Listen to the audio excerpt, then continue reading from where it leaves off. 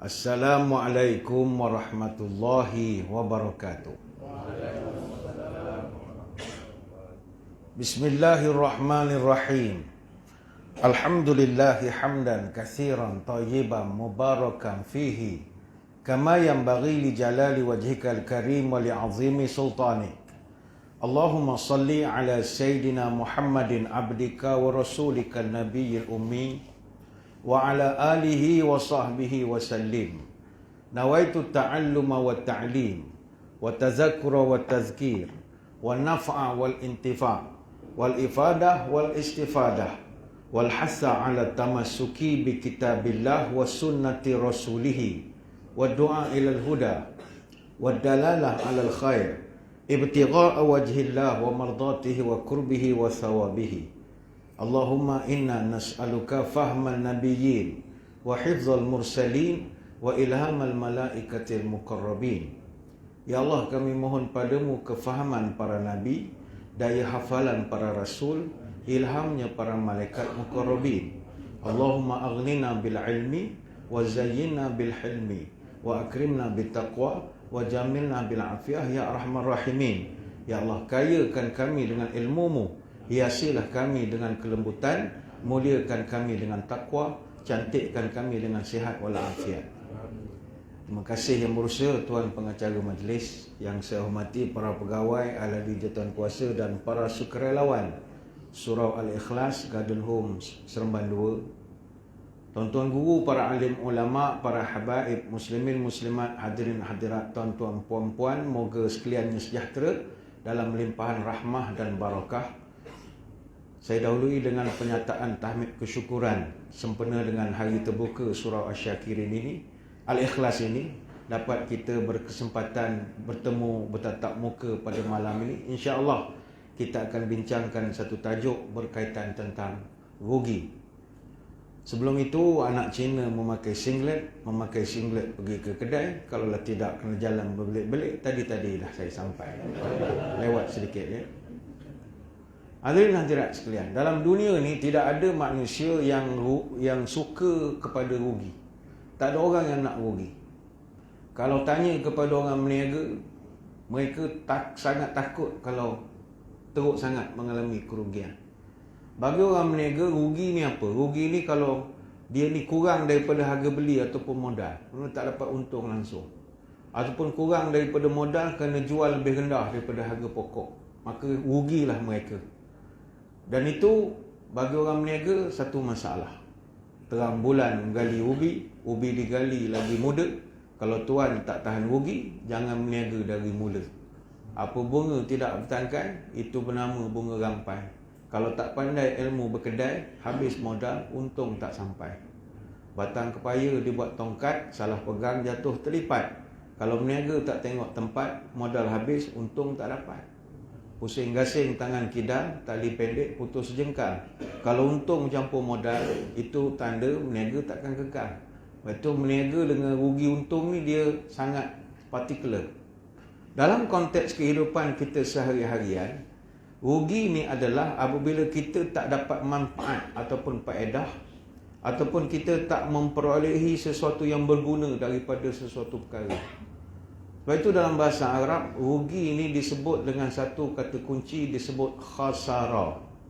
Dalam kamus Al-Munawwir, khasara ini ada banyak makna.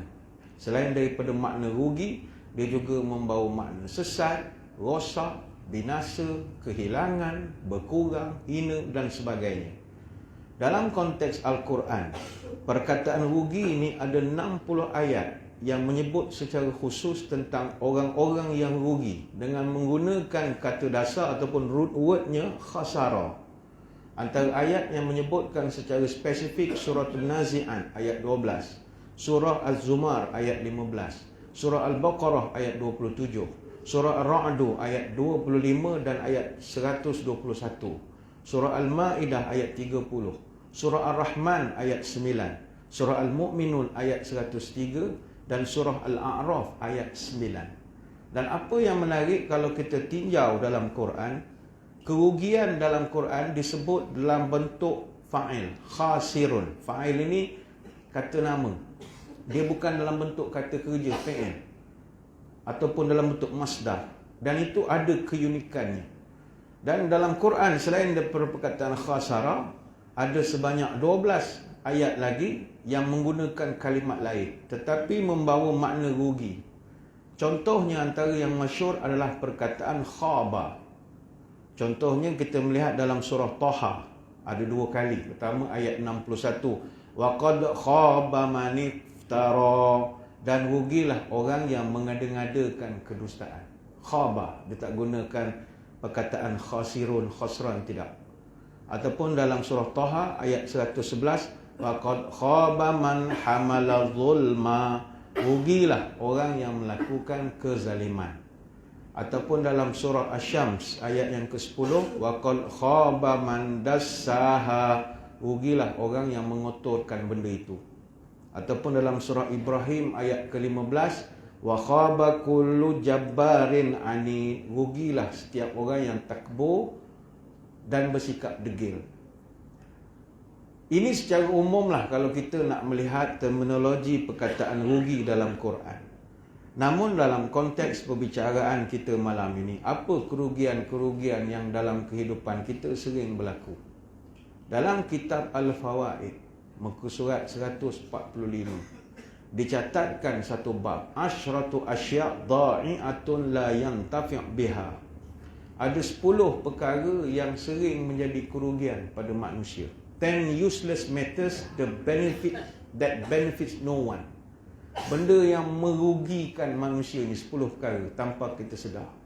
Pertama sekali, ilmu la ya'mal bihi, knowledge that is not acted on.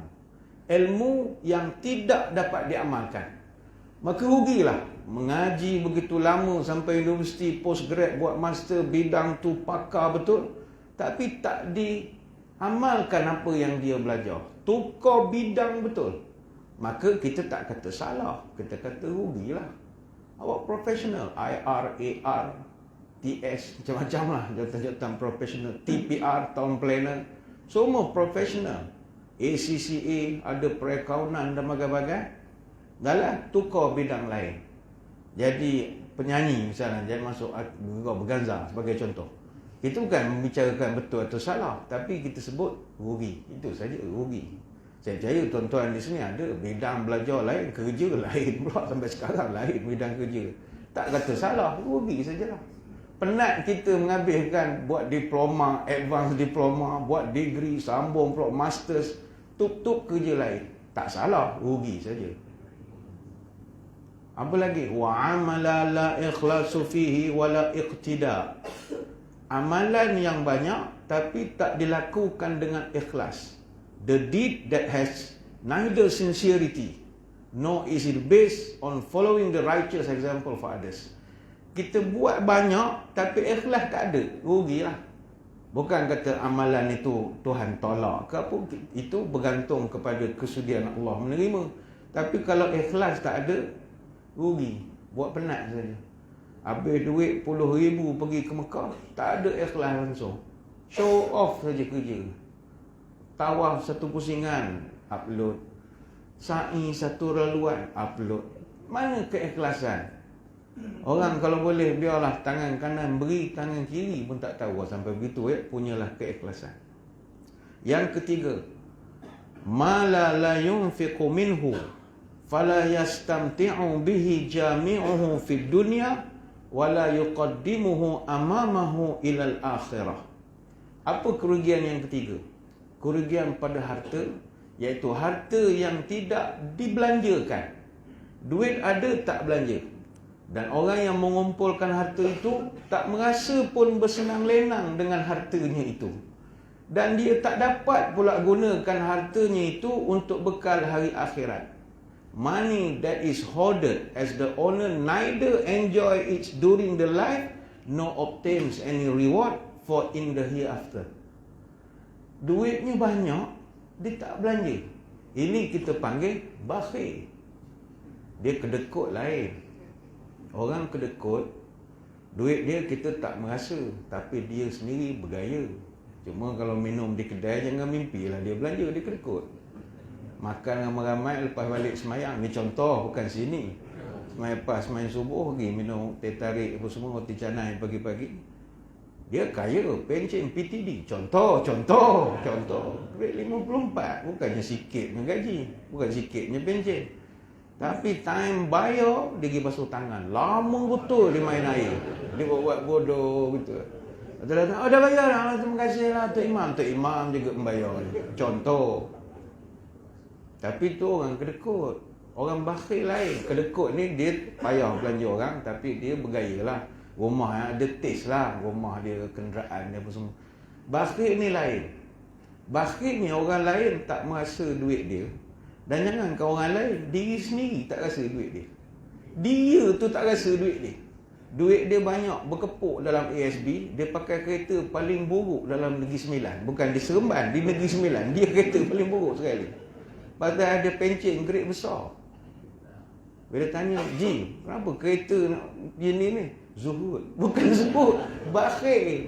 Rugi semua, duit banyak, pencen dapat lagi jadi bot sana, bot sini. Masih lagi tak belanja duit. Ini mazhab dia dijajah oleh harta dia sendiri. Sayang, betul Piramli sindir je golongan bakhil ni. Dia buat cerita labu-labi.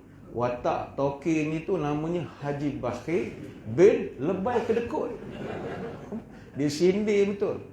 Kan Haji Bakhil kereta dia buruk. Manisah, anak sendiri minta duit nak beli mesin jahit, demam. Anak sendiri, bukan orang lain. Bakhil. Dia orang merdeka. Kalau pergi bank, cocok duit, keluar pada ATM machine, kita bercakap dengan duit. Duit, aku nak mendapatkan kau setengah mati. Kerja pagi balik petang, kaki jadi kepala, kepala jadi kaki, siang jadi malam, malam jadi siang. Penat aku nak mendapatkan kau, wahai duit. Ini jam sudah cuti, aku mau guna, mau pergi Melaka. Padan muka kau duit. Dia merdeka, dia hambakan duit dia. Tapi orang bakhil tidak. Dia pergi bank cocok duit. Duit tu keluar, bukan dia bercakap dengan duit, duit bercakap dengan dia. Siapa suruh keluar? Masuk balik. Baik bos, masuk. Di mesin sebelah, masuk balik. Duit dia, bukan duit masjid pun. Bakhil. Tapi bila kita tegur, zuhud. Zuhud apa? Bukan duit orang, duit dia. Sebab itu saya selalu nasihat kepada kenan handai taulan. Tuan-tuan sebelum mati janganlah tinggal harta menyusahkan orang. Anak-anak kita esok jadi bergaduh. Sabit kita meninggalkan harta tak adalah banyak. Kereta main sebiji je. Tapi berebutlah adik-beradik. Sampai tak balik raya. Esok kita dah mati berebutlah, susah. Jadi sebelum mati tuan-tuan, clearlah harta benda ini. Belanjalah. Naiklah krus, pusinglah mana laut, 7 lautan dunia pergi pusing. Lantak. Anak-anak dia dah besar, siapkan rumah dia, cukuplah apa yang ada. Mana rumah boleh tukar nama, Memang dah hebah-hebah. Jangan bawa harta apa-apa. Belanja, pergilah Venezuela ke mana ke Papua New Guinea ke. Pergilah jalan, bawa ubat 1 beg. Jalan je, tak ada masalah. Ubat jangan tinggal, kan meninggal atas terbang, susah. Tapi itulah orang rugi. Ada duit tak belanja, rugi. Sama ada untuk diri dia ataupun persediaan dia. Reward for it in the hereafter. Dia tak ada langsung nak sedekah. Dah tak tahu duit dia banyak, dia nak buat apa, kita tak tahu. Itu kerugian ketiga. Kerugian keempat, kata ulama' dalam hidup kita ni, qalbun farighun min mahabbatillah wa syauqi ilaihi wal ansi bihi. Ada hati, tapi hati tu tak ada rasa cinta kepada Tuhan, tak ada rindu pada Tuhan, dan tak rasa tenang bila berada bersama dengan rumah Tuhan atau suasana ketuhanan. Dia tak ada rasa apa-apa. The heart that is empty of love and longing for Allah. Itu rugi. Hatinya buta, rugilah. Macam kita kan, bagi orang yang beriman, bila dia pergi masjid misalnya, dia ada satu ketenangan bila pergi masjid. Sebab dia tahu masjid ni rumah Allah. Dia rasa suka pergi ke masjid. Saya pesan diri saya dan tuan-tuan sekalian, jadikanlah masjid sebagai yang rumah Allah tu sebagai benda yang sentiasa di hati kita. Ramai kalangan kita boleh pergi luar negara tak cari masjid. Malulah. cari masjid. Pergi ke Amerika, cari masjid. Pergi ke London, cari masjid. Pergi ke Gold Coast, cari masjid. Hatta pergi Singapura, cari masjid. Pergi Kuala Lumpur, cari masjid. Ini tidak sejamak je kerja. Takkan subuh berjamak juga.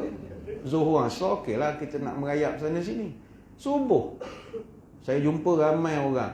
Pagi, walaupun duduk di hotel, holiday, dia tetap akan pergi masjid sembahyang subuh. Dia tanyalah, sekarang zaman Grab, Uber macam-macam. Dia tanya kaunter ada tak orang boleh tolong bawa. Dia bayar taksi, ambil dari hotel, bawa pergi masjid, Muslim community mana-mana. Tunggu sembahyang subuh, dia bayar. Lepas tu sampai balik semula hotel. Balik terus breakfast saja. Lepas tu jalan lah, jalan. Zuhur asar, jamak lah. Tapi subuh tak tinggal. Sebab hatinya itu, dia cinta kepada benda yang berkaitan dengan rumah Allah. Jadi kalau tak ada cinta tu rugilah. Rugi sangat. Sebab umur kita dah meningkat, muda lain lah ya. Itu yang keempat. Yang kelima paling banyak kerugiannya, wa badanun mu'tilun min ta'atihi wa khidmatihi. Kerugian yang kelima adalah kita memiliki tubuh badan tapi tak dapat digunakan untuk ibadah kepada Allah. A body that does not obey and serve Allah. Tak boleh nak guna, rugilah. Kalau terlantar sakit, cerita lain. Tapi kalau sihat walafiat, tak boleh bangun, tolak selimut dengan toto, masuk bilik air, ambil wuduk, pergi masjid sembahyang subuh. Rugilah. Kalau sakit tak apa, ini sihat. Rugi, kita sebut cerita tentang rugi malam ni. Itu yang kelima. Yang keenam, wa mahabbatun la tataqayyidu biridha'il mahbub wa imtisali awamiri. Kerugian yang keenam adalah cinta yang dicurahkan kepada selain Allah, dan cinta itu melebihi pula cinta kepada Allah. Loving Allah without following His orders and seeking for His pleasure. Dia melampau sangat cinta kepada sesuatu hingga melebihi daripada sepatutnya. Tak ada masalah cinta kepada kerja kita, cinta kepada apa saja. Rugilah kalau kita tak curahkan cinta kita kepada Allah. Sebab Allah sayang kita lebih daripada mak bapak kita sayang kita. Tuhan sayang manusia, kalau manusia lain, makhluk tak boleh lawan. Saya ambil contoh dalam surau ni. Berapa orang di kalangan tuan-tuan yang boleh hidupnya memaafkan orang? Tak semua orang. Terutama kadang-kadang kaum ibu, tapi bukan semualah. Orang perempuan dia payah. Kalau dia dendam, dia payah nak maafkan. They can forgive but cannot forget. Ada pula begitu. Tak percaya, tanya kepada wanita yang hidupnya dimadukan. Oh, itu memang sentiasa marah. Bukan kita nak merendahkan, dah. Orang kata apa ceramah poligami. Dia bukan cerita poligami. Cerita pasal memaafkan. Bukan benda senang. Saya masih jadi kadi dulu. Kadi di Temerloh. Adalah orang nak jumpa buat runding cara. Dia kata dia payah nak memaafkan. Kata saya takkan maafkan suami saya. Dia tipu saya. Dia lama suami dia kahwin, suami dia tipu betul. Memang terror betul. Kalah Jamil bin Abu Madu 3 tu. Terror betul suami dia. Dia kata dia payah nak maafkan. Bayangkan tuan-tuan, suami dia meninggal. Suami dia pencen, orang tua lah, meninggal. Dia tak tahu suami dia selama ni ada isteri lain dan ada anak. Terror betul. Macam mana haji ni dia cover lain lah. Kita aduh. Tahu-tahu kat mana? Kat kubur. Tengah dah habis ke bumi, talqin apa semua. Datang perempuan seorang pakai jubah hitam, spek hitam apa semua. Muda. Sudah siapa dia? Bawa anak kecil dia, jah 3, jah 2 gitulah. Sudah. Semua pandang. Nak kata saudara dah. Rupanya madu dia. Terror betul pakcik tu kan lain. Arwah lah masuk dalam kubur dah. Selamat lah dia, tak kena cubit dah. Dah duduk dalam selamat lah. Isteri ni punya marah. Pokok yang tanam bunga tu, dia patah kan.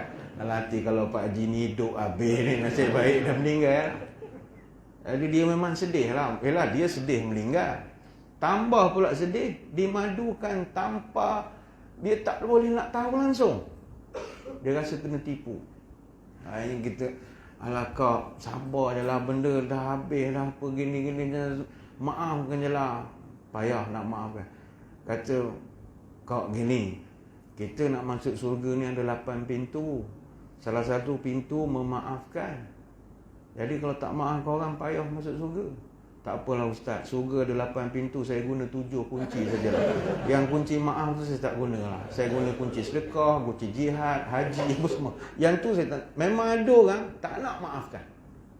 Baik, katalah tuan-tuan di sini, siapa boleh maafkan? Daripada 10, ada 50, mungkin separuh tak nak memaafkan. Tanya pula yang 25 orang ni, siapa di kalangan saudara-saudari yang boleh memaafkan dan melupakan? Forgive and forget. Pun tak ramai. Ada orang dia boleh maafkan, tapi tak boleh lupakan. Apa yang dia tipu duit kita, apa semua, kita payah nak lupakan. Maaf, okeylah, aku halal kalau kau tipu aku, kau scam aku, tapi aku takkan lupa. Jadi daripada 25 orang yang terror memaafkan, belum tentu semua boleh melupakan.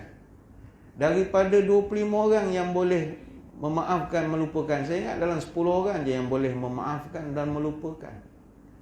Tanya pula yang 10 orang yang boleh memaafkan, yang boleh melupakan. Daripada kalangan saudara-saudari yang boleh forgive and forget, siapa dia kalangan saudara-saudari yang boleh memaafkan, melupakan dan menyayangi pula? Saya ingat tak ada orang. Ni dah lebih ustaz, dah lah saya maafkan dia, saya lupakan, nak suruh saya sayang pula, salam je lah. Banyak lagi kerja lain saya nak buat. Itu manusia. Tapi Allah dengan kita, dia boleh memaafkan, melupakan, menyayangi kita tanpa batasan. Punya Tuhan sayang pada kita. Dosa kita bertumpuk-tumpuk. Semayang subuh cerah sangat, semayang asar gelap sangat, tapi sayang juga pada kita. Maka orang yang tak boleh balas kasih sayang ini, rugilah dia. Rugi. Itu yang ke-6. Yang ke-7, kerugian manusia. Wa waqtu mu'tilu an istidraki faritahu au itinami birri wa qurbah. Orang yang tak dapat mengurus masanya dengan sebaik-baiknya. Time that is not spent in expiating sins. Dia tak boleh nak uruskan masa dia untuk nak membuang dosa-dosanya atau mengambil opportunities to do good. Dia tak ambil peluang untuk buat benda-benda baik, rugilah masa. Itu yang ke-7. Yang ke-8, wa fikru yujawwilu fima la yanfa. Akal yang tidak digunakan untuk berfikir sesuatu yang boleh membawa faedah kepada agama dia, kepada bangsa dia, kepada tanah air dia. Ada akal, cerdik, tapi tak dapat digunakan. Cerdik tapi tak beri contribution to the body of knowledge. Tak ada apa-apa. Dia hanya title Dr. TS, IRAR, macam-macam. Tak ada contribution. Rugilah pada dia cerdik. Bila orang cerdik tidak menyumbang pada sesuatu yang faedah, maka orang-orang bodoh akan ambil ganti tempat kita. Orang bodoh akan jadi jurucakap umat. Sebab orang cerdik tak nak bercakap. Itu yang ke-8. Yang ke-9, wa khidmatu man la tuqarribuka khidmatihi ilallah wa la ta'udu alaika bisalahi dunyaka. Rugi yang ke-9 adalah kita berbakti atau buat baik kepada orang yang tidak membawa dia dekat kepada Allah, dan dia juga tak memberi manfaat dalam kehidupan manusia. Rugilah kita buat baik pada dia. Ni jenis kita ulur dia minuman atau makanan, dia gigit tangan kita. Rugilah. Mana buatlah kebaikan pada orang lain yang lebih boleh memberi manfaat. Rugi, kita sebut tentang rugi. Dan yang ke-10 kata ulama, wa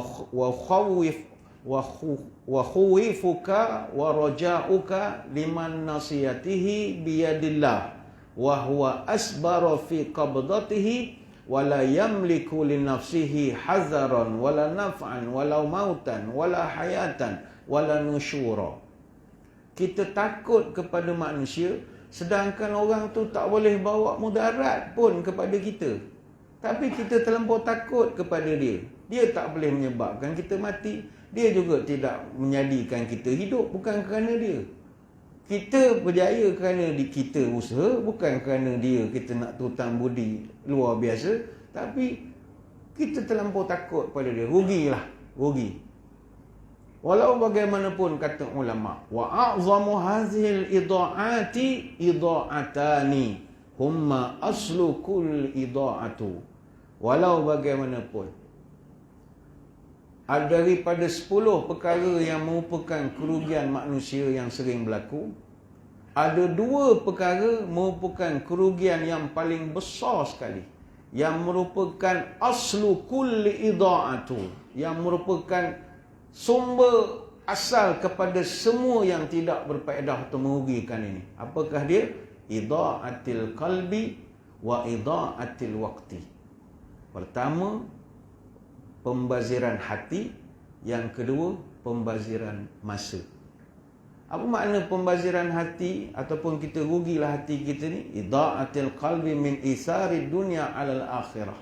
Rugilah seorang bila hatinya itu lebih memikirkan hal dunia, lebih pada nasib dia di akhirat.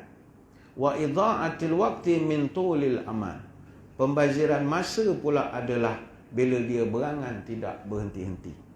Hadirin hadirat sekalian, saya tidak berniat nak syarah semua panjang huraian kita tentang rugi ini. Salah satu disebutkan oleh ulama yang paling banyak dibazirkan adalah masa. Masa ni benda yang paling banyak dibazirkan dan paling banyak kita rugi. Sebab itu dalam Quran ada satu ayat yang Allah bersumpah dengan masa, iaitu wal asri. Wal asri ni saya ingat semua orang dalam surah ni hafal lah surah ini. Kalau tak hafal juga memang benak betul lah. Wal asri ni pendek sangat tuan-tuan. Wal asri. Ingat Allah Ta'ala dia takkan bersumpah dengan benda yang koman-koman. Dia akan bersumpah dengan benda yang bermakna dan bernilai tinggi. Dia bersumpah dengan masa. Apa sebab? Kerana masa lah manusia paling banyak rugi sekali. Tanpa kita sedar, hidup kita ni terlalu singkat dan pantas bergerak. Kata Anas bin Malik radhiyallahu anhu, Nabi pernah sebut, la yaqumus sa'a hatta yataqarabuz zaman. Takkan tiba kiamat sehinggalah kau akan dapati masa berjalan pantas. Wa takunu sanatu kasyahri wa syahru kal jumu'ah wa takunu jumu'ati kal yaum wa yakunu yaum kas-sa'ah wa takunu sa'a kadarmati bin nar. Hadis Tirmizi. Kau akan merasa ketika itu setahun dirasakan seperti 1 bulan saja. Sebulan rasa seperti seminggu. Seminggu dirasakan seperti sehari. Dan sehari itu dirasakan seperti 1 jam saja. Dan 1 jam itu dirasakan seperti 1 petikan api saja, kata Nabi. Macam kita lah, hari ni dah hari Sabtu. Hari Sabtu. Gerbang, dah hari Senin. Dah Jumaat semula. Cepat masa berlalu. Gerbang, nak masuk Rejab. Lepas tu puasa balik. Betul raya. Begitu cepat sekali. Dan umur kita pun meningkat tanpa kita sedar. Dulu masa kita berbudak, dengar orang-orang umur 50 ni macam tua sangat lah. Pakcik umur berapa? Pakcik baru 50. 50? Tua je. Sekarang ni kita dah cecah 50 lebih. Baru tahu tua. Cepat betul lah masa berjalan. Tapi hati tu tak kerti bahasa lagi lah. Masih muda lagi. Dengar rock kapak lagi. Masih lagi. Masih lagi. Dia umur ni, satu perkara menarik. Umur kita ni, dia ada benda misteri lah. Apa beza umur dengan usia? Banyak orang menggunakan perkataan ini. Usia ni, dia serapan daripada bahasa Sanskrit. Ayusha. Kalau umur, serap dari bahasa Arab. Umr. Umur ni, dia time frame. Ataupun duration of time. Dari tarikh kita lahir sampai tarikh kita mati. Usia ni tempoh masa dari waktu kita lahir sampai for the time being, waktu sekarang. Current time, itu usia. Usia ni dia hanya sekadar angka biologis. Sedangkan umur itu adalah kebaikan yang kita lakukan sepanjang usia.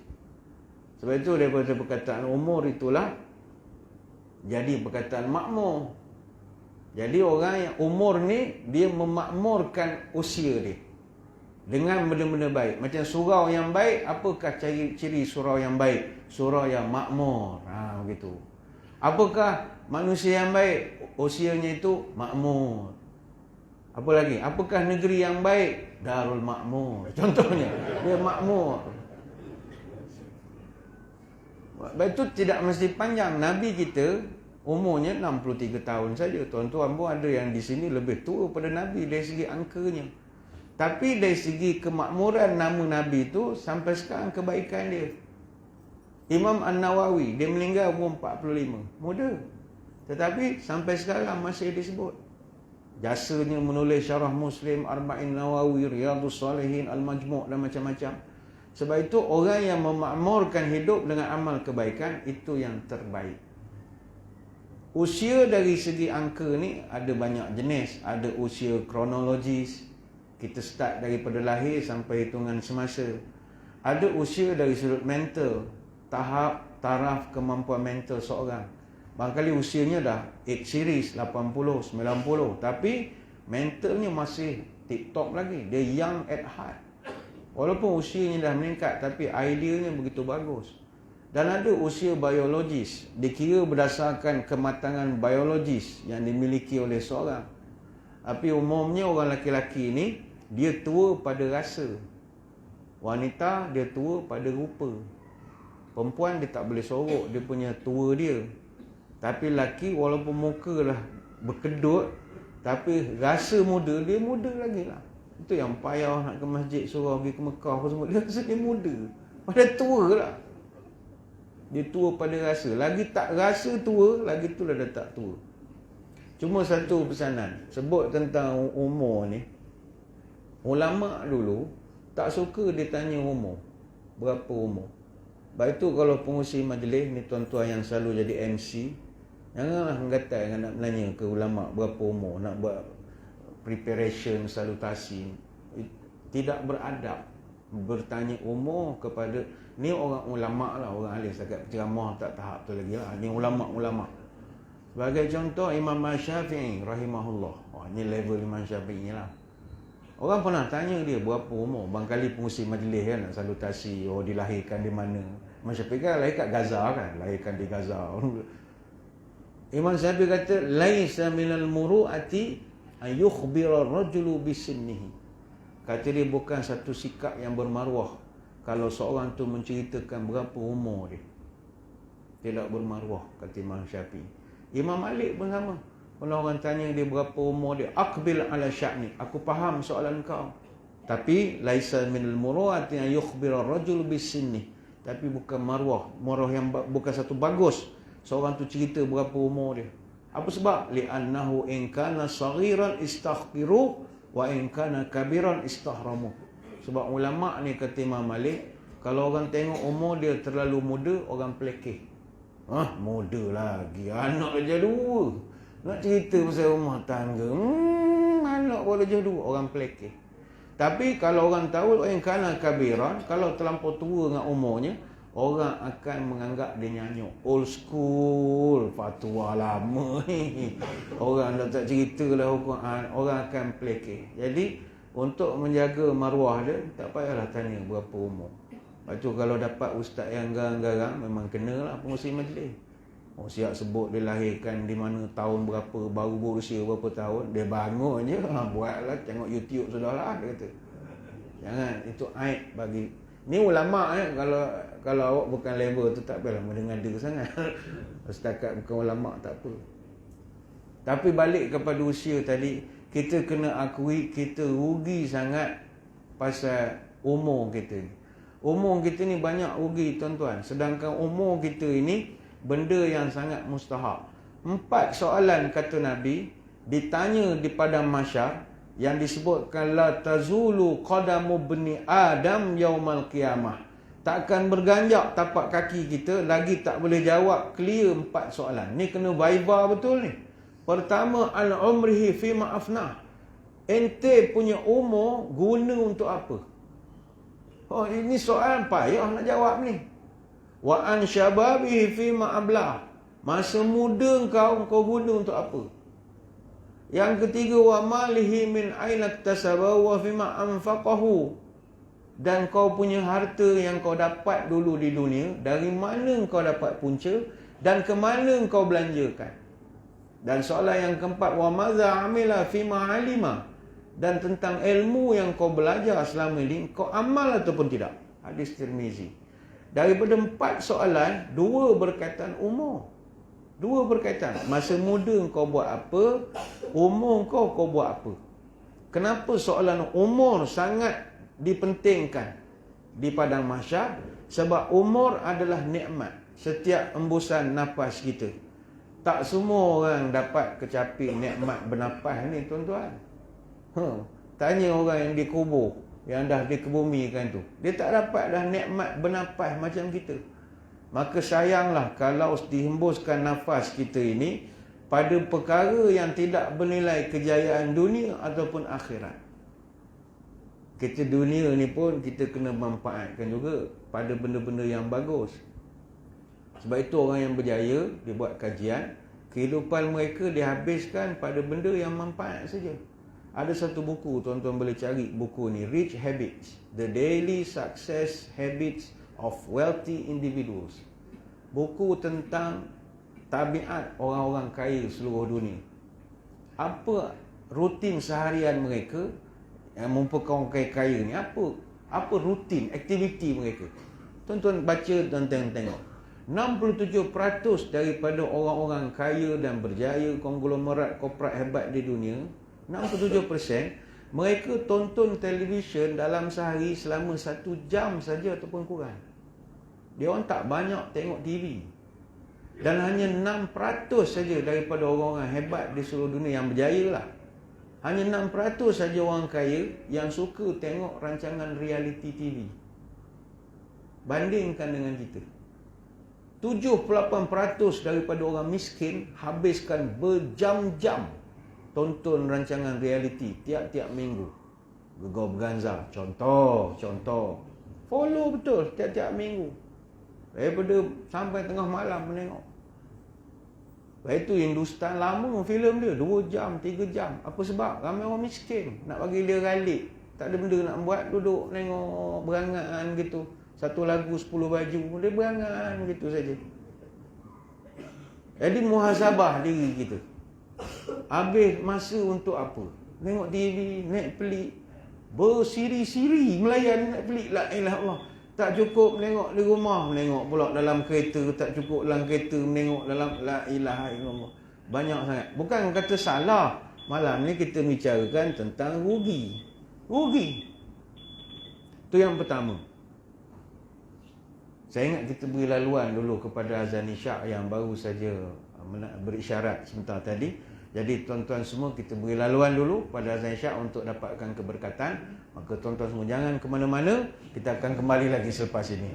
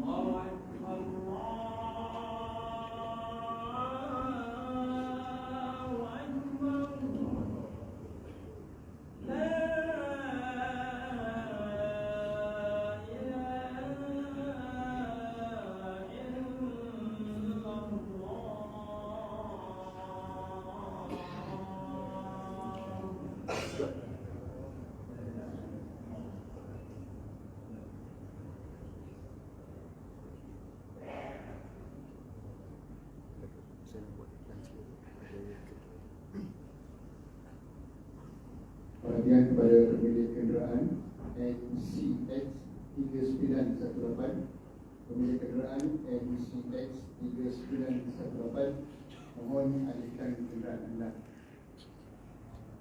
Terima kasih.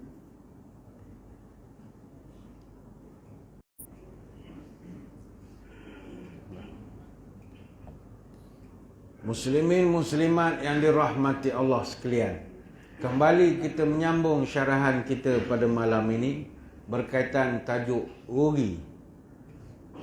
Bagi pihak urusdia, kita minta izin kepada jemaah untuk menganjakkan sedikit pelaksanaan solat insya' berjemaah untuk memberi peluang saya menghabiskan huraian pada malam ini. Sebarang ketidakselesaan, kita mohon kemaafan. Sebab ada setengah jemaah dia tak nak dengar ceramah, dia nak semayang je. Jadi kita minta maaf malam ni, kalau nak suruh pendek, buka YouTube.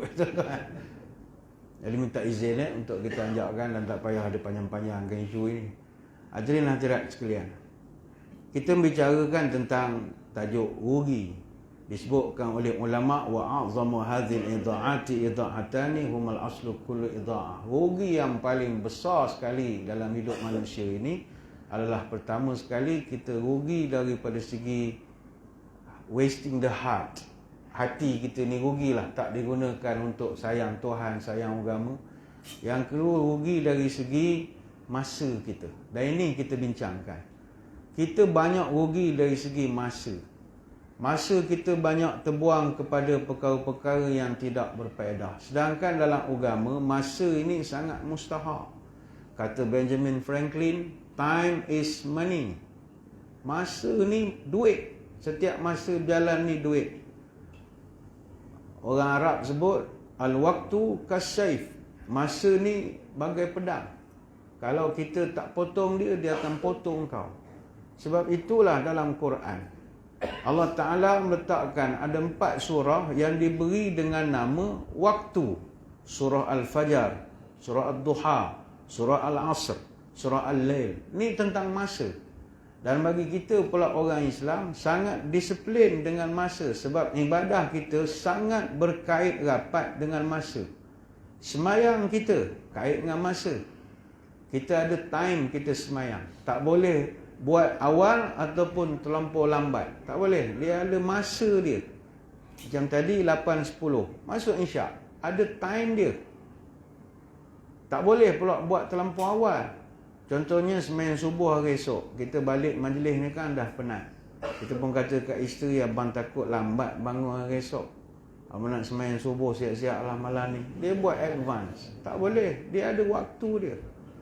Puasa mesti buat lepas muncul anak bulan Ramadan. Tak boleh kalau tak ada anak bulan tak boleh puasa. Bulan Syaban tak boleh, Rejab tak boleh, kena Ramadan saja. Dan melengok tu pula di tempat kita, bukan di tempat orang. Begitu juga kita nak berbuka, ada masa dia. Tuan-tuan duduk di Seremban 2, tak boleh buka puasa ikut waktu orang Johor Bahru, tak boleh. Johor awal berbuka, kita tak boleh ikut. Dan orang, misalnya orang Perlis, dia tak boleh buka ikut azan dalam TV1, tak boleh. Sebab dia lambat, dia tak sambung dengan Kuala Lumpur. Dia masa pun ada tempat dia. Nak bayar zakat fitrah, ada masa dia. Iaitu sebelum daripada sembahyang raya didirikan. Nak sembelih korban, buat selepas khatib turun mimbar. Penentuan raya, ada masa dia. Manasik haji, wukuf, hari apa, semua ada kiraan. Jadi umat Islam dilatih untuk peka dan pentingkan masa. Sebab itu orang Islam dia tak boleh buang masa, rugi. Time is ticking. Apatah lagi life expectancy di Malaysia ni tak banyak. Dalam kajian, lelaki di Malaysia life expectancy dia 73.2 tahun saja. Orang perempuan 77.6 tahun. Ini maksud saya 73.2 tahun normal manusia. Mungkin kita boleh lepas daripada 75, tapi banyak baring pada berjalan. Ada orang 80 tapi baring ya. Itu tak kira. Kita ikut yang normal kehidupan. Boleh berjalan, boleh apa, boleh. 73.2 tahun. Maknanya total life expectancy di Malaysia 75.3 tahun. Kita duduk ranking ke-71 dalam world life expectancy. Tak banyak. 73 tahun tak banyak. Tuan-tuan yang dah umur 60, dah umur 70. Berapa tahun saja tinggal lagi? Artinya kita masa tak banyak. Dan dalam masa tak banyak, kita habiskan pula masa kita dengan benda-benda yang tak bernilai faedah. Sebagai contoh, ada satu kajian dibuat. Kalau daripada kita kecil sampai umur 75 tahun, tanpa kita sedar, kita dah habiskan masa selama itu 26 tahun saja untuk tidur. Dengan nisbah 8 jam setiap kali tidur. Dan kita habiskan masa 3 tahun untuk bergolek nak tidur saja. Kita habiskan masa 8 tahun 4 bulan untuk menonton televisyen saja. Dengan nisbah kita menonton 2.8 jam satu hari. Kita habiskan masa selama 3 tahun tengok telefon saja. Dengan nisbah 32 jam sebulan kita online. Kita habiskan 4 tahun 6 bulan untuk makan dan minum saja. Dengan nisbah 67 minit sehari untuk makan. Banyak dia ditulis, data banyaklah. 235 hari untuk beratur, 115 hari untuk ketawa, 136 hari untuk seorang wanita bersiap dan juga bersolek, 46 hari untuk lelaki bersiap. Ada dia buat ratio dia. Ketika bila kita muhasabah, ruginya hidup aku ni. Aku banyak habis untuk benda-benda yang tak bernilai faedah. Ayuhlah, jangan dipersiakan umur atau usia kita. Apa tanda orang anaya? Waktunya habis tersia-sia. Apa tanda orang merugi? Waktu terbuang tak ada erti. Apa tanda orang terlaknat? Waktunya habis pada maksiat. Apa tanda orang yang malang? Waktunya habis terbuang-buang. Apa tanda orang yang khianat? Waktunya habis lupa ibadat. Siapa suka membuang waktu, alamat hidup menjadi hantu. Siapa suka membuang masa, alamat hidup akan binasa. Siapa suka berlalai-lalai, alamat keluarganya akan tergadai. Siapa suka bermalas-malas, seumur hidup hutang takkan lepas. Kalau waktu tidak diingat, binasalah hidup dunia sampai akhirat. Justru tuan-tuan, hargailah masa. Apa tanda orang berilmu, hidupnya pandai mengatur waktu. Apa tanda orang yang mulia, umurnya habis tak sia-sia. Apa tanda orang berakal, umurnya habis mencari bekal. Apa tanda orang beradat, umurnya habis ada manfaat. Apa tanda orang berakal, waktunya habis dalam beramal. Apa tanda orang berbangsa, hidupnya tahu menggunakan masa. Apa tanda orang beriman, waktunya habis pada kebaikan. Adat orang tahu waktu, mudanya tidak sia-sia, tuanya tidak menyalah, umurnya membawa faedah. Tanda orang yang tahu waktu terus berlalu, tahu musim ganti berganti, tahu umur bertambah pendek, tahu yang baru berubah-ubah, tahu yang kuat beransur lemah, tahu yang muda beransur tua, tahu liang lahat dah lama menganga. Jadi ini orang-orang yang tahu manfaatkan kehidupan dia. Justru apa yang kita nak isi dengan usia kita ini? Malam ni saya nak kongsi dengan tuan-tuan ni satu amalan mudah sajalah. Saya tertarik menengok atur cara program kita ni. Saya dipahamkan petang tadi ada majlis istighfar. Jadi buat. Alhamdulillah, majlis istighfar. Saya dipahamkan istighfar 10,000 kali. Mana yang datang, yang tak datang, baru malam ni dah tahunya. Kita buat majlis istighfar 10,000 kali. Tuan-tuan, majlis zikir ni, saya ingat kita umur-umur sekarang ni kena join lah. Sebab zikir ni ibadat yang dia, kalau orang bisnes ke apa, dia panggil value for money lah. Dia tak makan modal besar, tapi pahala besar. Modal kecil je. Barangkali tak ada modal pun, tuan-tuan datang, basahkan lidah je. Kalau saya nak kempen tuan-tuan buat umrah dengan pergi Masjid Al-Aqsa, itu ribu-riban kosnya tuan-tuan. Jomlah tuan-tuan, kita bertaubat di Mekah Al-Mukarramah. Bukan murah harganya, tiket pun dah mahal sekarang ni. Semua dah mahal lah, kalau pergi ke Mekah, ke mana-mana. Ada amalan yang pahala besar, modal pun besar. Tapi zikir ni, pahala besar, modal kecil je. Dan kita petang tadi kita buat majlis istighfar. Majlis-majlis zikir ni memang majlis rahmat, confirm. Jadi kalau tuan-tuan dengar di Seremban 2 atau di Seremban ada mana-mana program yang membuat majlis zikir, tuan-tuan join je lah majlis zikir. Pertama orang zikir ni, syarat dia lah yang disebutkan oleh ulama, dia duduk bersama-sama dengan orang tu. Duduk sekali, masing-masing berzikir. Dalam jenis-jenis zikir tu pula sama ada tasbih. Tasbih ni makna sebut subhanallah, atau membaca takbir, Allahu Akbar, ataupun menyebut tahmid, alhamdulillah, ataupun dia tahlil, la ilaha illallah. Itu semua tiga-tiga disebutkan dalam hadis Muslim. Ataupun dia duduk berzikir, baca doa minta syurga kepada Allah, ataupun dia mohon perlindungan Allah daripada masuk neraka, ataupun dia beristighfar, itu mengucapkan astagfirullah. Tiga-tiga ni disebut juga dalam hadis Muslim. Jadi kalau zikir ini kita duduk dalam majlis itu, insya-Allah rahmat dapat, umur kita pun bermanfaatlah pada benda-benda yang bernilai tinggi. Tinggi dia zikir ni, Nabi sebut inna lillahi malaikatan yatufuna fit turuqi yatalmisuna ahla zikir. Tiap-tiap hari Allah akan utuskan malaikat. Kerja malaikat ni tawaf bumi ni, pusing berkelana cari orang tengah berzikir. Ada satu malaikat khusus. Kau pergi survey, Ricky, mana je sekarang ni, mana orang berzikir tuan-tuan? Maki hamun ramai, sumpah seranah macam-macam, sekandang binatang keluar pada mulut dia. Zaman orang kuat bergaduh kan, dalam kereta maki sana maki sini, orang masuk sempang tak bagi signal, memang sekandang lah kena maki. Kita dah menunggu lama. Jadi maki hamun banyak, zikir dah tak banyak lagi. Mana ada orang berzikir dalam kereta pula tak berzikir, asyik maki kerja. Jadi malaikat ni dia akan berkelana, yatufuna fituq, dia akan berkelana di jalan-jalan cari orang zikir.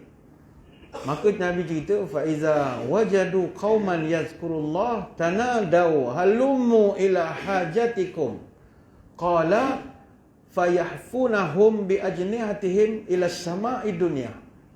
Bila di tengah jalan-jalan, sekali jumpa dekat kawasan perumahan kita ni, dekat surau kita, ada sekelompok orang tengah berzikir. Dia berhenti. Dia akan join dengan majlis itu dan dia akan berkata kepada kita, halummu ila hajatikum. Mari. Kemukakan hajat kamu. Mana apa, ada apa-apa proposal ke nak bawa, bagi-bagi sekarang. Bagi ada projek-projek ke apa, doa-doa. Cepat-cepat aku nak angkat sekarang.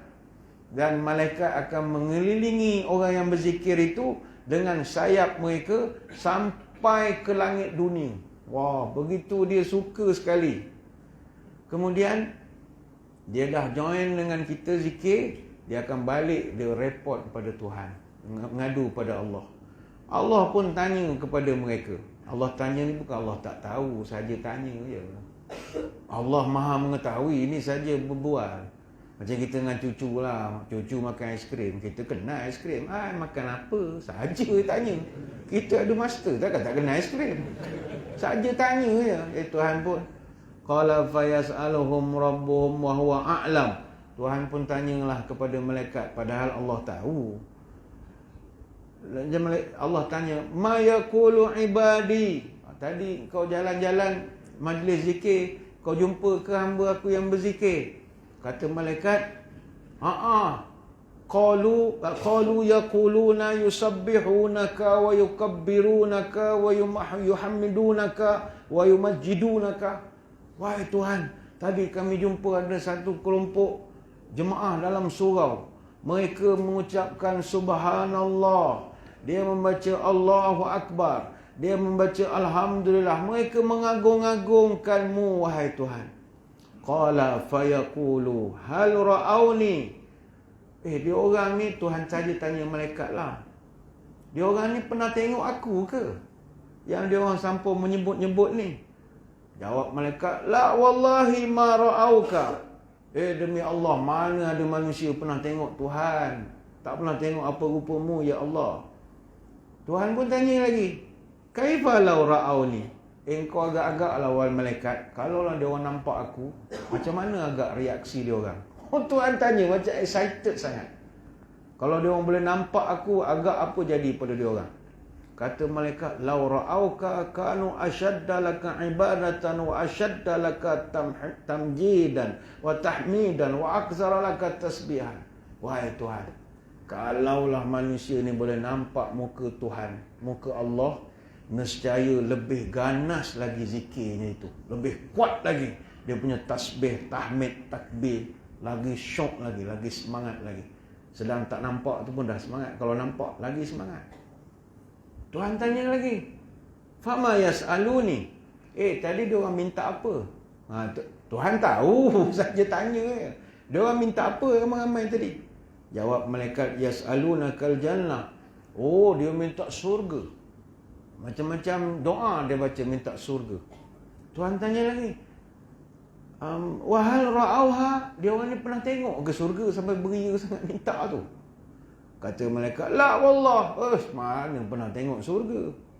Tuhan pun tanya, kalau dia orang fakaifa law annahum ra'auha, agak-agak engkau lah wahai malaikat, kalau yang geng-geng zikir ni pernah tengok surga, apa reaksi dia orang? Jawab malaikat, asyadda 'alaiha hirsan wa asyadda laha talaban wa a'zama fiha raghbatan.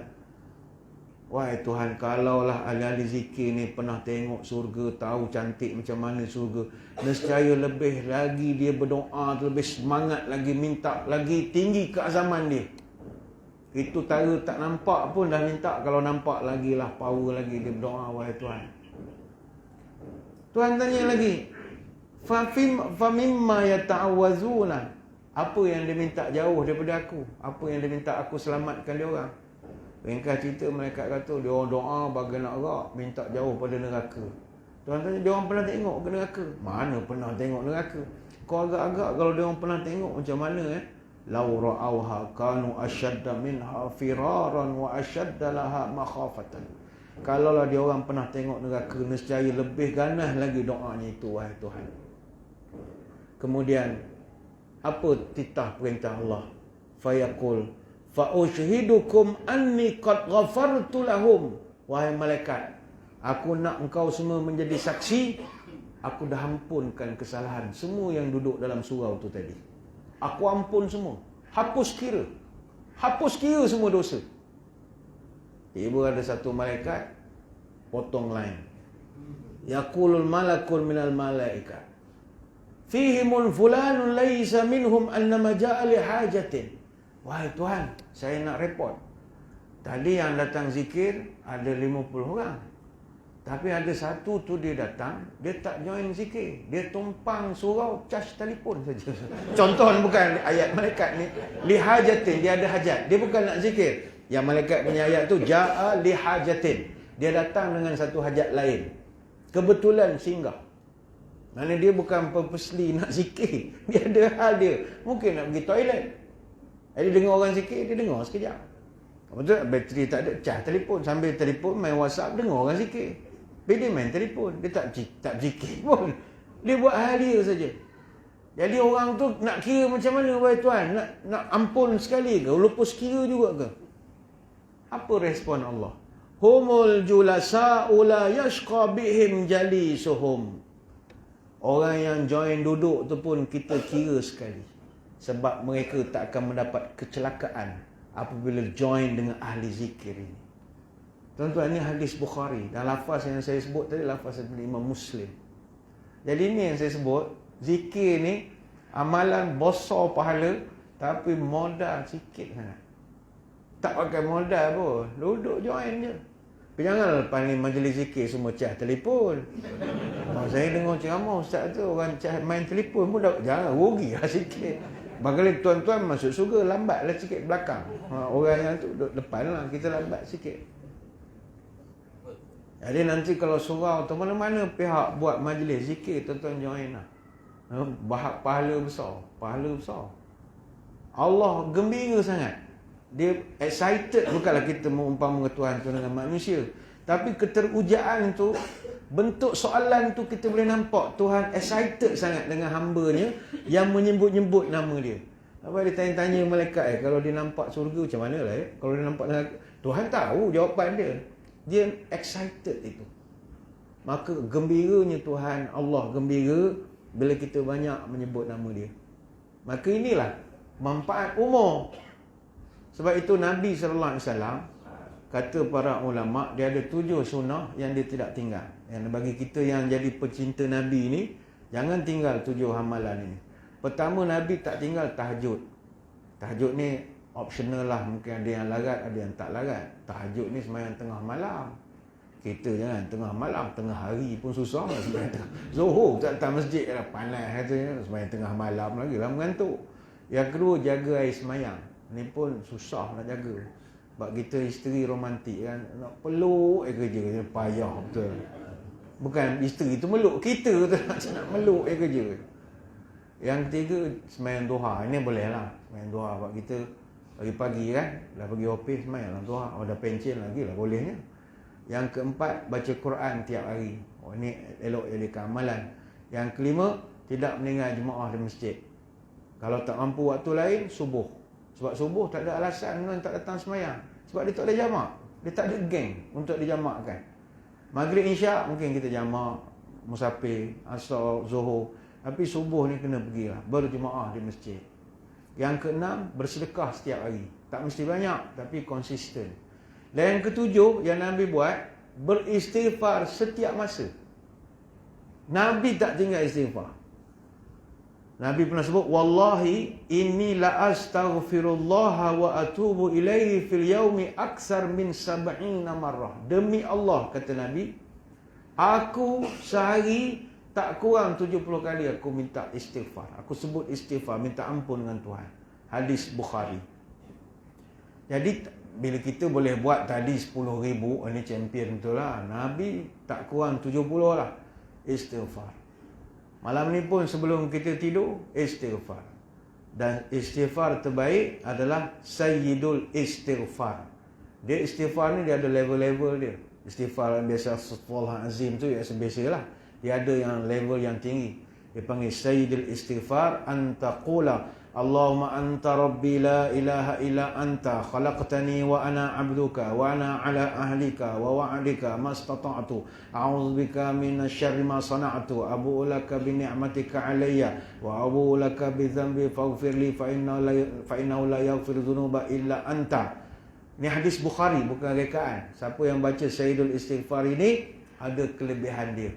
Apa kelebihan dia? Man qalaha minan nahari muqinan biha famata min yaumihi qabla an yumsiya fahuwa min ahlil jannah. Siapa-siapa yang membaca Sayyidul Istighfar di waktu siang dengan yakin dan meninggal dia pada hari itu sebelum datang petang, dia jadi penghuni surga. Oh, ni jadi penghuni surga. Itu sama juga hadis sahih juga. Jadi kita amalkan. Dan siapa yang mengucapkan di waktu malam dengan belum sepenuh keyakinan dan dia meninggal sebelum terbit matahari, dia juga jadi penghuni surga. Jadi yang Sayyidul Istighfar ni tuan-tuan boleh dalam Google pun banyak tulis Sayyidul Istighfar. Sayyidul Istighfar aja salah kan, je Said Sadiq pula keluar ni kan. Sayyidul Istighfar kan, jadi tak baca istighfar, dia baca politik. Nak lain ganti baca Said Sadiq. Bukan kata tak boleh baca politik ni, Sayyidul Istighfar kata. Ini Said Sadiq. Jadi kita baca lah nak tidur kan. Baca takdirlah mati tengah malam, ahli syurga. Mudah-mudahan lah ya, mudah-mudahan. Jadi kita banyaklah kalau nak cerita tentang fadilat zikir istighfar ni kan panjang pula, tajuk hilang, tajuk ugi kita. Tapi yang saya maksudkan ini yang kita nak mengisi kehidupan kita dengan amalan-amalan yang sikit tapi fadilatnya besar. Dalam konteks istighfar ni saya pesan pada diri saya dan tuan-tuan, jadikanlah satu amalan. Dia modal sikit sangat. Istighfar dia astaghfirullahalazim, astaghfirullahalazim, astaghfirullahalazim, astaghfirullahalazim. Tapi manfaat dia banyak. Manfaat dia pula bukan ukhrawi saja, duniawi. Ada beberapa cerita, izinkan saya mohon kongsi dengan tuan-tuan. Ada satu kisah istighfar seorang pembuat roti. Cerita sedap dia ni. Ni berlaku di zaman, ni dalam cerita ni dalam kitab Sifatus Safwah. Sifatus Safwah Ibnul Jauzi, dia mencatatkan kisah Imam Ahmad bin Hanbal. Imam Ahmad bin Hanbal ni pengasas mazhab Hanbali. Imam Ahmad bin Hanbal ni orang alim. Tapi dia ni walaupun orang alim, dia ni tawaduk, dia zuhud, dia tak suka populariti. Dia tak ada peminat, tak ada fanpage ke apa, tak ada. Dia tak minat benda macam tu. Jadi dia tak ada pengekor. Dia pergi ke mana-mana, orang tak kenal dia. Dia sangat humble. Dia humble.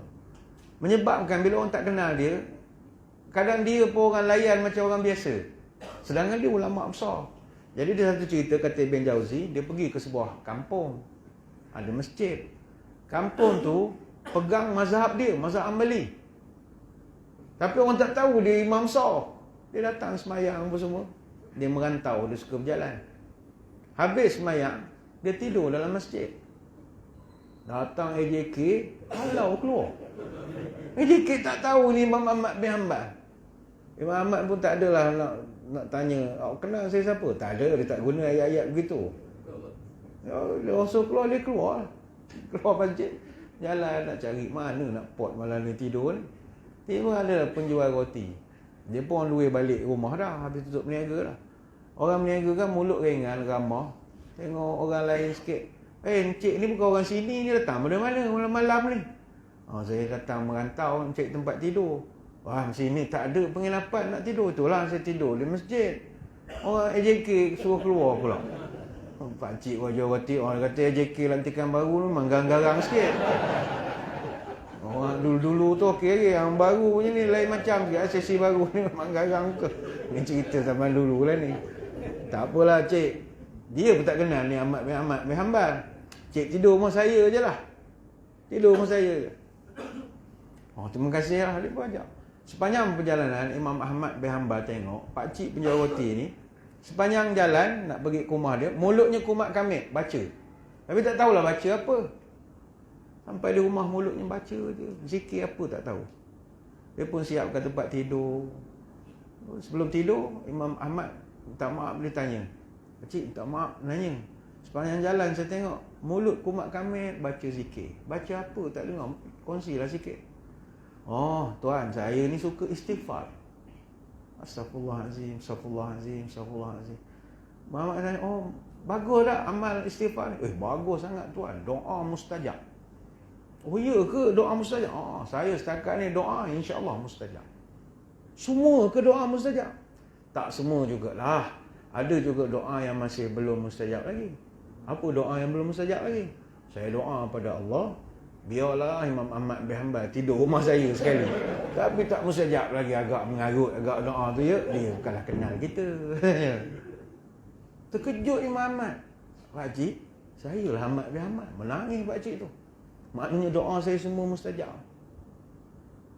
Benda yang kita tak sangka. Tuan-tuan pernah tak berdoa, kita minta lah Ustaz Somad tidur rumah tuan-tuan. Rasa macam ngarut lah Ustaz Somad. Hujung tahun ni datang Malaysia kan, bulan 12 ni. Kita minta lah tengok iklan ceramah di mana ceramah. Kita minta lah dia tidur rumah aku kan. Bagi kita mengarut. Tapi mungkin sebab kita doa istighfar banyak. Mana tahu tiba tahap mimpi tidur rumah kita. Tuan-tuan kereta Alphard rosak depan rumah dia, rumah kita rosak. Tengok kenapa Alphard rosak. Tengok Ustaz Somad keluar. Rosaklah tayar, rosaklah. Ustaz, tidur rumah saya dulu Ustaz. Kita tak tahu, unsangkerable. Unsangkerable. Sama juga cerita Hasan Al-Basri.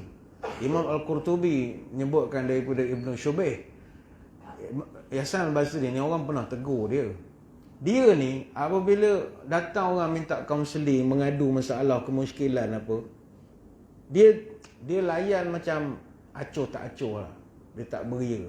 Contohnya orang datang mengadu, wahai tuan guru, kampung saya ni kena kemarau. Tolonglah tuan, apa yang perlu saya buat? Apa jawab Hasan Al-Basri? Awak istighfar je. Baca astagfirullah. Itu solusi dia. Saya nak kongsi dengan tuan-tuan amalan ini. Maklumat saya belum dapat secara rasmi lagi. Kita PBB telah mengisytiharkan 2025 kita akan menghadapi kemarau panjang. Tahun 2025, dan di Parlimen pun dah dibincangkan benda ini. Saya diminta juga oleh beberapa orang senator semua, buatlah bahan pada masyarakat untuk buat persediaan. 2025 kita akan dijangka dunia mengalami masalah global lah dari segi cuaca ni. Kita akan kemarau panjang, kemarau bertahun-tahun, akan menjejaskan banyak daripada segi bekalan makanan. Jadi food security kita akan terjejas. Banyak negara tak akan eksport lagi lah bahan-bahan makanan pada kita, sebab dia pun untuk negara dia pun tak cukup. Jadi kepada rakyat dia minta untuk start belajar-belajar lah menanam apa yang patut di keliling rumah itu. Padi pun tanam dalam pasu lah, boleh belajar tuan-tuan. Kena tanam lah, kita kan tak boleh tak makan nasi, sebu perut. Patutnya belajar lah makan daun ke apa ke. Tapi kalau dah kena tu, ada masa sikit lagi lah. Jadi ni lain tahulah, dia ada maklumat terperinci tapi saya tak dapat lagi. Cuma peringkat awal ni kita bersedialah 2025 ke atas akan berlaku kemarau yang agak panjang. Dan ini data telah dikeluarkan oleh banyak agensi kerajaan lah, perubahan cuaca ini. Tapi kalau tanya saya jawab cara Hasan Al-Basri je. Macam mana Ustaz nak buat? Istighfar. Banyak istighfar. Banyak istighfar ya. Ada orang datang mengadu pada Hasan Al-Basri, Tuan Guru, kami ni lama kahwin, tak ada anak. Tolonglah doakan dapat anak. Ente istighfar saja. Orang kata pendek yang jawapan dia.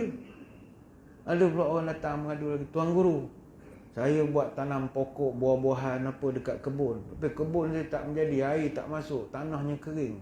Macam mana nak buat Tuan Guru? Ente istighfar sajalah. Lepas tu pergilah report pertanian ke apa gedak, dia suruh istighfar ya. Ente istighfar sajalah.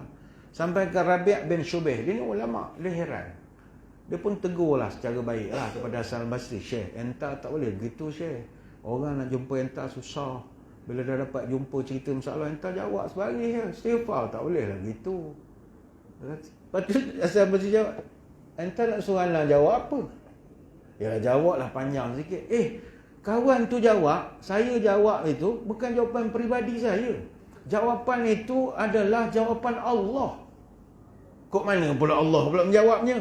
Faqultu astaghfiru rabbakum innahu kana ghaffara yursilis samaa'a 'alaikum midrara wa yumdidkum bi amwalin wa banina wa yaj'al lakum jannatin wa yaj'al lakum anhara.